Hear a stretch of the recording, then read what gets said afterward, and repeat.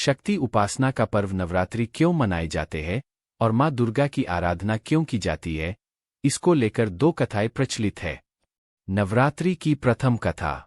एक कथा के अनुसार लंका युद्ध में ब्रह्माजी ने श्रीराम से रावणवध के लिए चंडी देवी का पूजन कर देवी को प्रसन्न करने को कहा और विधि के अनुसार चंडी पूजन और हवन हेतु दुर्लभ 108 नीलकमल की व्यवस्था भी करा दी।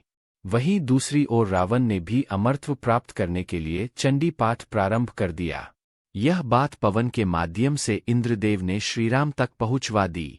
इधर रावण ने मायावी तरीके से पूजास्थल पर हवन सामग्री में से एक नीलकमल गायब करा दिया, जिससे श्रीराम की पूजा बाधित हो जाए। श्रीराम का संकल्प टूटता नजर आया। सभी में इस बात का भय व्याप्त हो गया कि कहीं माँ दुर्गा कुपित न हो जाए।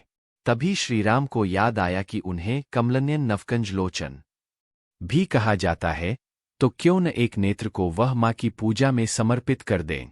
श्रीराम ने जैसे ही तूनीर से अपने नेत्र को निकालना चाहा, तभी माँ दुर्गा प्रकट हुई और कहा कि वह पूजा से प्रसन्न हुई और उन्होंने विजयश्री का आशीर्वाद दिया। दूसरी तरफ रावण की पूजा के समय हनुमान जी ब्राह्मण बालक का रूप धरकर वहां पहुंच गए और पूजा कर रहे ब्राह्मणों से एक श्लोक जयादेवी भूर्तिहरिणी में हरिणी के स्थान पर करिणी उच्चारित करा दिया। हरिणी का अर्थ होता है भक्त की पीड़ा हरने वाली और करिणी का अर्थ होता है पीड़ा देने वाली। इससे माँ दुर्गा रावण से नाराज हो गईं और रावण को श्राप दे दिया। रावण का सर्वनाश हो गया। नवरात्रि की द्वितीय कथा। एक अन्य कथा के अनुसार महिषासुर को उसकी उपासना से खुश होकर देवताओं ने उसे अजेय होने का वर प्रदान कर दिया था। उस वरदान को पाकर महिषासुर ने उसका दुरुपयोग करना शुरू कर दिया और नरक को स्वर्ग के द्वार तक विस्तारित कर दिया। महिषासुर ने सूर्य, चंद्र, इंद्र, अग्नि, वायु, यम, वरुण और अन्य देवताओं के भी अधिकार छीन लिए और स्वर्गलोक का मालिक बन बैठा। देवताओं को महिषासुर के भय से पृथ्वी पर विचरण करना पड़ रहा था। तब महिषासुर के दुस्साहस से क्रोधित होकर देवताओं ने माँ दुर्गा की रचना की। महिषासुर का वध करने के लिए देवताओं ने अपने सभी अस्त्र शस्त्र माँ दुर्गा को समर्पित कर दिए थे, जिससे वह बलवान हो गईं।